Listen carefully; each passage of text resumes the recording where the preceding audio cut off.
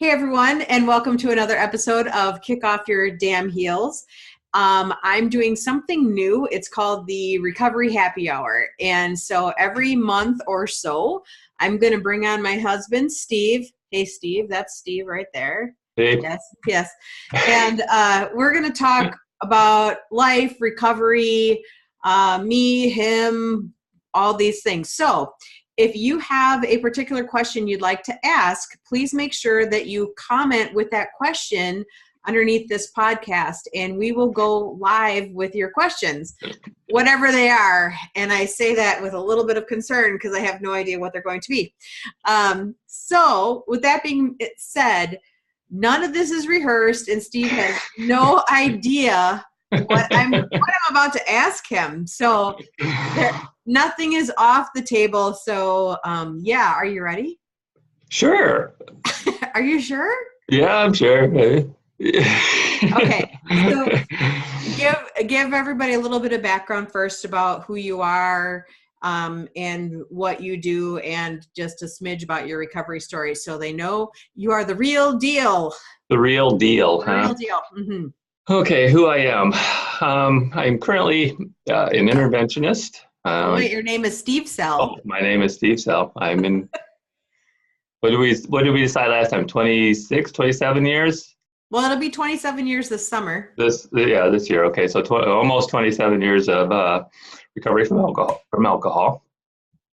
We practice together in Menasha. I do interventions, recovery coaching, and some case management. Mm-hmm. What was the other part of the question? I think that was it. So Okay. you're the yin to my yang in Menasha, but you can also practice nationally, helping people throughout the United States. But if you're in Menasha, Wisconsin, you can come to our office directly and work with Fox Valley's power couple, Teralyn. The best kept secret. The best kept secret in the Fox Valley. Okay, so here we go. So I have these questions. Uh-oh. Okay, so we're going to start with some easy ones, I think. Okay, what is your favorite activity? This is already hard for you. No, I just want to make sure I say the right thing. Well, the right thing is what you think. So I know, but I'm just running the activities through my head, and not leave one out. I really enjoy when we go kayaking. What do you like about that? It's just nice being out there on the lake, being out there in the sun, being out there with you, and just enjoying and relaxing, and just how laid back that is, as long as we don't get caught out on the lake in the wind shifts and which has happened. Or on the ocean. Or on the ocean, and paddling against a 30-mile-an-hour wind. But yeah, I enjoy that, and and I look forward to doing that on opportunities when we have a chance. And when the weather is good, and we can. And when the weather is good, which is coming up pretty quick, so I can't wait too. All right, what is your favorite song? Oh boy. There's probably several of them, but probably something from the 80s.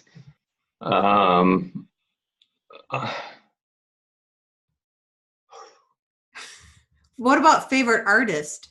Well, there's probably several of those too. Styx Crystal Ball probably comes into mind. I like that song. Mm-hmm. Any of the 80s bands, Styx, Stockton, REO, Rush, Journey, Pat Benatar. I really liked the Pat Benatar concert we went to there a couple of years ago. I enjoyed that show. 80s. 80s all day, baby. Yeah. What I remember of it. Yeah, right. Exactly. All right. This one's going to be really hard. Who's your favorite wife? Wife? Yeah. Well, that would be you.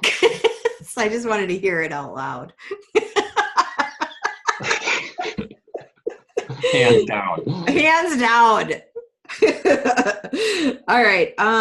Okay, these are getting a little bit harder now. So what was the most difficult or hardest thing about recovery? Let me rephrase that. 27 years in, what is the hardest thing about recovery?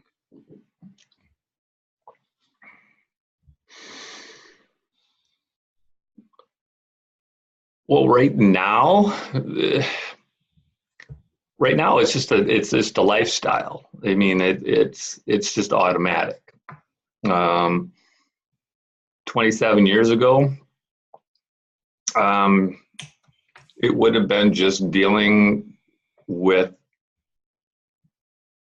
life shit that it's handing you at the time, and how to get through the next thing that's coming at you, whether or not if that was, something job related, something financial related, something relationship related, something legal related, the next thing coming at you, and trying to handle and address that, and to get through that and be able to handle that, and know that, just believing and knowing that good things will come out in the end. It just takes some of that time.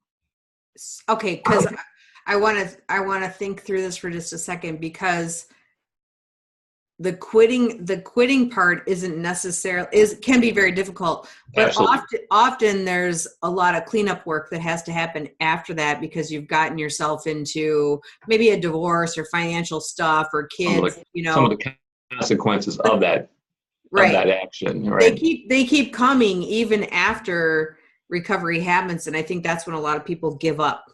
Right.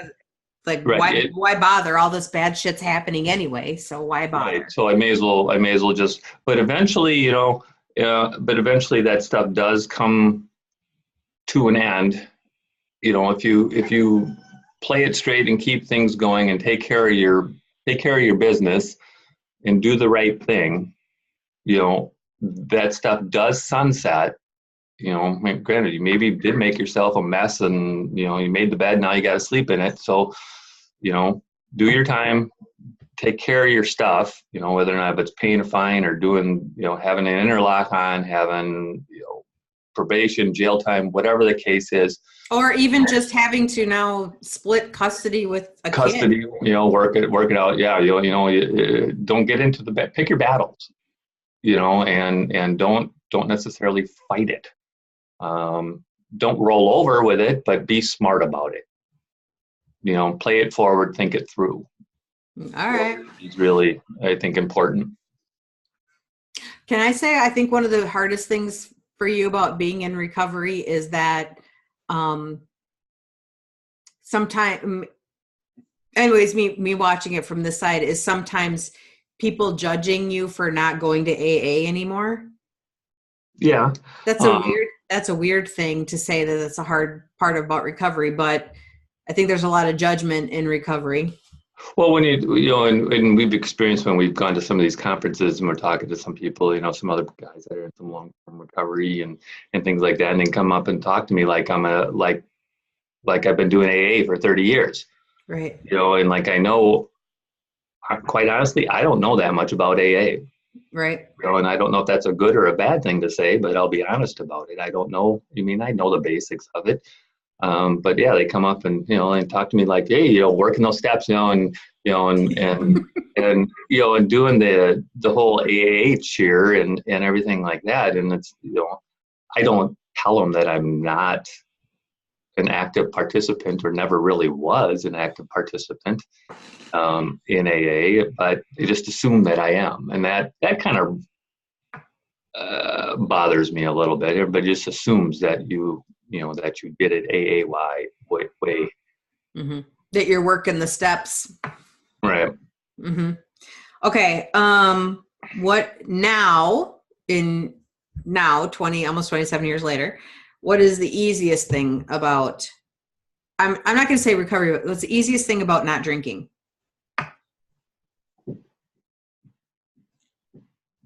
Seeing what it does to people. What do you mean? Well, kind of piggybacking off your other question, and what I don't like, which was, what is the hardest part about recovery? One is seeing what people are going through and what it's doing to them and done to them, and knowing that doesn't have to happen. Ah, play that tape forward 27 years, having been through that, and the easy part about recovery now is knowing that it's fully in my control to not let that happen again.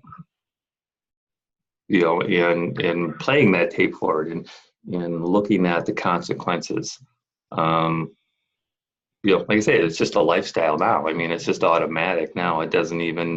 It's not even, I don't want to say it's not a big deal, but I don't know if you've ever really seen, I mean, there's like I tell my clients and everything like that. I mean, there's plenty of times when I wish I could have a drink. Absolutely. I mean, I've often said, like after mowing the lawn, sit out on the patio and just enjoy the rest of the afternoon and have a beer, go to the T-Rads game.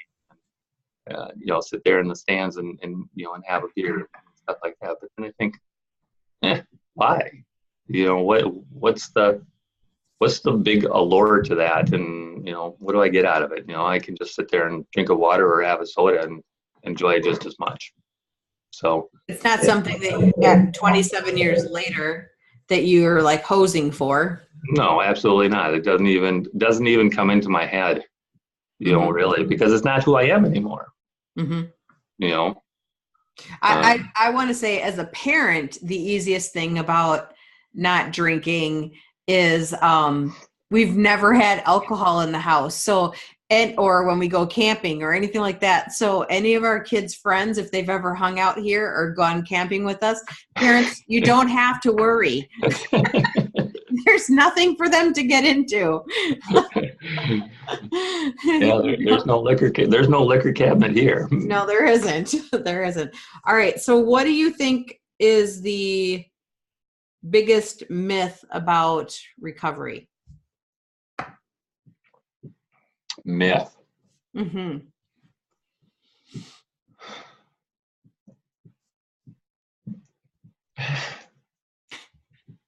I don't know. Maybe that people think that you can't change, or that it can't be done. Or that you're always going to struggle. That you're always, and we've had this discussion too. Am I still an alcoholic? I know. Even when I say like 27 years of recovery, like what the hell are you recovering from now? Am I in recovery or am I recovered? I mean, we've had this discussion, quite a few times. I think you're recovered. We're gonna seal the deal today. I guess in the stages of change, you're in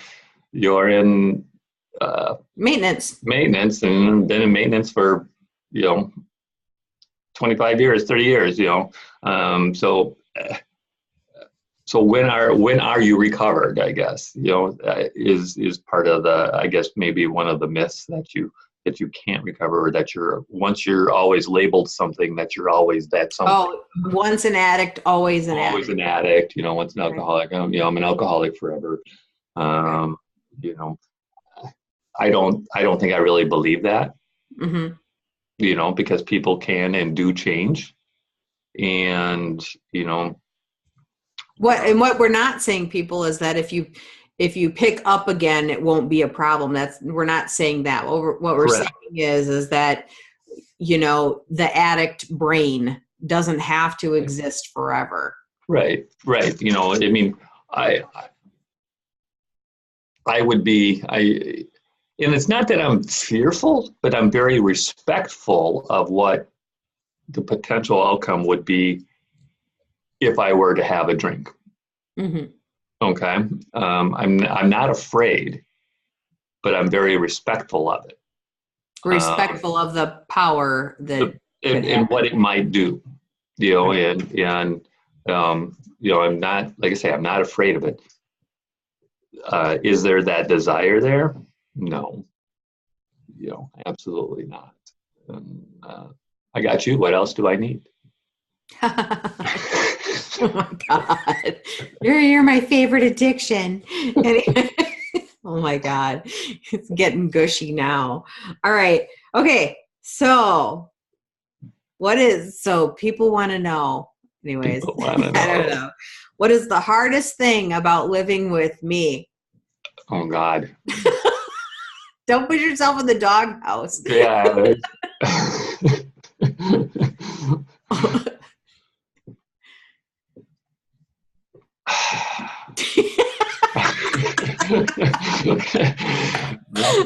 That's an awful big doghouse.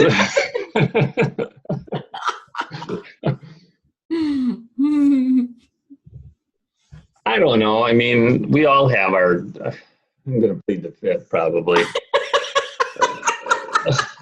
Because we all have things that are hardest for us.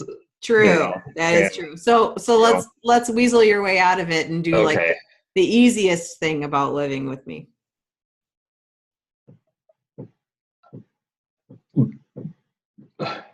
Being around you and seeing your drive, you know, and your desire. I only wish I had half of what you have. And your desire to want to succeed, and how hard you work at something once you put your mind to it. Like, you know, this whole, you know, the whole brain health thing. I mean, just watching you do that and how much you love doing that and how passionate you are about that. I don't think you really view that as work. No, I don't. You know, and that it's just something that you just, you know, the old adage, you know, if you love your job, you'll never go to work.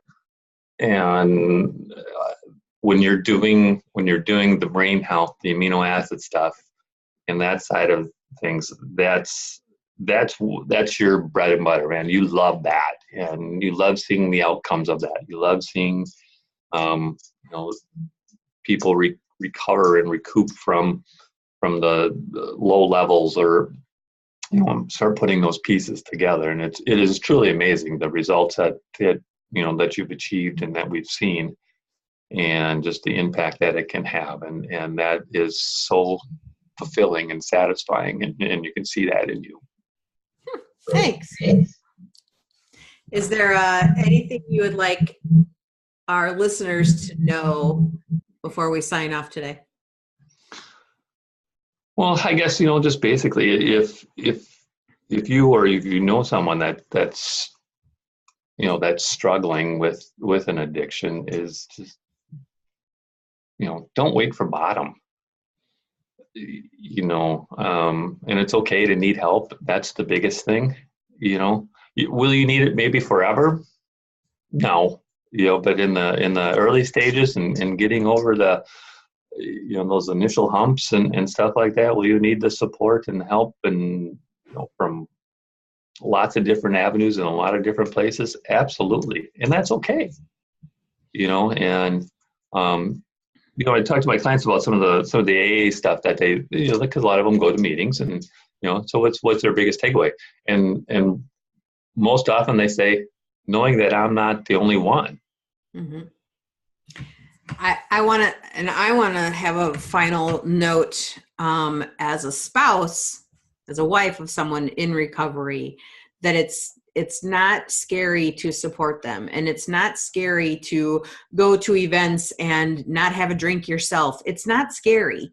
It doesn't have to be hard. It doesn't have to be hard. And I think we complicate the hell out of recovery, and just go live your life and have fun together. That is the most important part. And raise a good family, be yourself, have fun, and don't worry so much about, alcohol and, you know, what's the right thing to do. So, all right, we're going to wrap up our recovery happy hour.